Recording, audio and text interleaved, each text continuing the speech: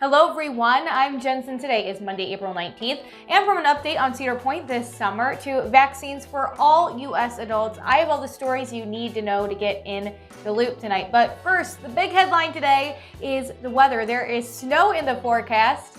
Yeah, you heard me. But I'm just a messenger. Don't get mad at me. I'm going to pass things off to our First Alert weather team. We have First Alert days up for some April snow and cold. And as for the April snow, it will be tomorrow evening into the nighttime and should come down fast enough that this may very well stick to trees and grassy areas and make it look like a winter wonderland, at least for a little bit. But maybe of more concern to you is a potential hard freeze on Thursday morning where the record low temperature is 22. And we really think that the readings could get as cold as 24 to 28 degrees first thing on Thursday morning. So gardening interests, you're going to want to pay very close attention to Thursday morning. Here's our hour-by-hour forecast, and there you can see just some light rain here through the midnight hour at least, and then scooting on past overnight. I think you could wake up to dry weather tomorrow morning. There'll be a few patchy areas of light rain. And here's the timing. If you're waiting all day to see snowflakes, you're going to have to be very patient tomorrow. There should be some showers and some light rain around at noon. The chance of rain will extend through the afternoon and after school hours. And I've run the clock all the way up to 6 p.m. It's at that time rain could begin to mix with a few snowflakes in the Toledo area. Then once the sun sets, this should be an all snow.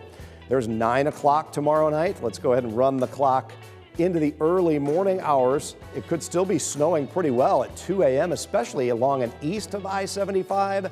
Then the chance of snow will be ending very early in the morning on Wednesday. And as temperatures Wednesday bump back up to close to 40, much of that snow should quickly melt away.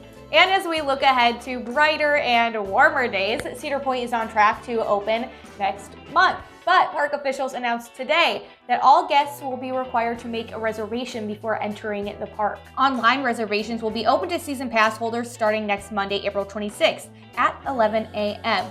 Now, pass holders who have booked a night at Hotel Breakers, Lighthouse Point, or Express Hotel will have guaranteed park entry during their stay. Park officials said they've developed an extensive amusement park reopening plan with processes and enhanced COVID-19 safety protocols throughout the park. They said these things include managing socially distant capacity in both the amusement park and water park and following other guidance from state and local officials, but we are still waiting to hear those specific plans, so we will of course keep you updated as soon as we learn more. And Toledo Lucas County health officials announced today that the COVID-19 variant first discovered in South Africa has been found in Lucas County. The Ohio Department of Health told Lucas County a recent case was associated with that variant known formally as B1351.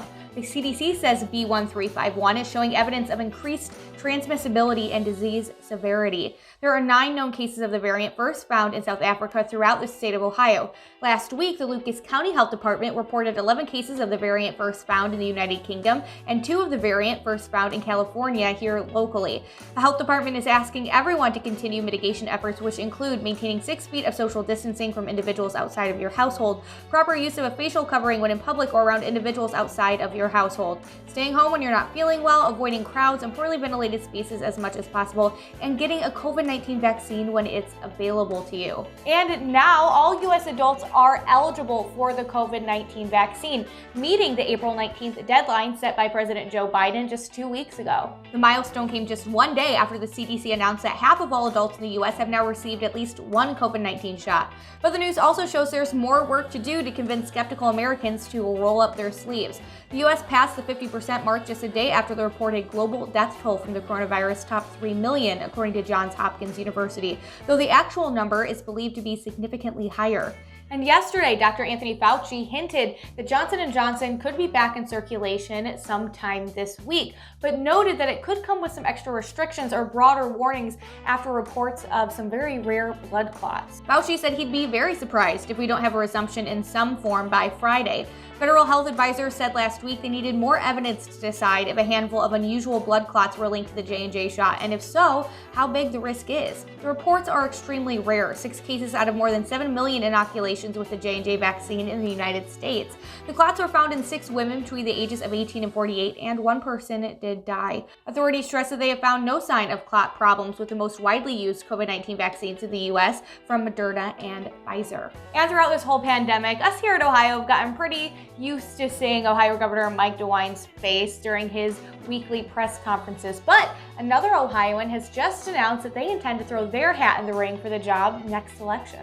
Dayton Mayor Whaley announced today she's running for governor of Ohio. Her announcement read, in part, "We deserve an Ohio where one job is enough to provide for your family. An Ohio where your kids have real opportunities. An Ohio where everyone, no matter your zip code, can thrive. I'm running for governor because it's time Ohioans had a government and a governor who works for us, not for themselves." Whaley ran for Ohio governor in 2017 before dropping out and endorsing Richard Cordray, who lost to DeWine in 2018. Whaley, a Democrat, was first elected mayor of Dayton in 2013. Her current term ends in 2022, and she announced earlier this year that she's not running for re-election. And our current governor, Mike DeWine, has said he does plan to run again in 2022. And in Minneapolis, after 45 witnesses and nearly 3 weeks of testimony, jurors have begun to deliberate their verdict in the trial of Derek Chauvin. Chauvin, a former Minneapolis police officer, is charged with second-degree and third-degree murder and second-degree manslaughter in the May 25, 2020 death of George Floyd. Bystander video and police body camera footage showed the former Minneapolis police officer kneeling on Floyd for 9 minutes and 29 seconds. Prosecutor Steve Schleicher spent nearly 2 hours delivering the closing argument for the state, telling the jury that Chauvin betrayed the badge. He told jurors that while Floyd said that day he was not trying to win, Derek Chauvin was. Schleicher told the jury that they have to consider reasonable doubt, but not nonsense. Use your common sense. Use your common sense. Believe your eyes. What you saw, you saw. In defense attorney Eric Nelson's closing argument, he emphasized to the jury that they cannot convict Chauvin if they do see any reasonable doubt. Very crucial points of law, and they were touched on by the state. The presumption of innocence and what proof beyond a reasonable doubt means. The presumption of innocence, the defendant is presumed innocent. That's the starting point. He's presumed innocent of these charges, and this presumption remains with him throughout the course of the trial, the presentation of the evidence, throughout the course of your deliberations, until and unless the state has proved its case beyond a reasonable doubt. He focused on 2 arguments, that Chauvin's use of force was reasonable and that drug use and underlying heart conditions were significant factors in the cause of death. But in the prosecution's final rebuttal around 3 p.m., prosecutor Jerry Blackwell showed the jury a graph representing all the days George Floyd lived with his underlying conditions. Blackwell countered Nelson's assertion that the prone position is safe and that Floyd died of a sudden cardiac arrest during the restraint. He also contradicted Nelson's claim that the state has to prove none of the other factors played a role in Floyd's death. So there really aren't 2 sides to the story. Having heard all the evidence, you know the truth. And the truth of the matter is that the reason George Floyd is dead is because Mr. Chauvin's heart was too small.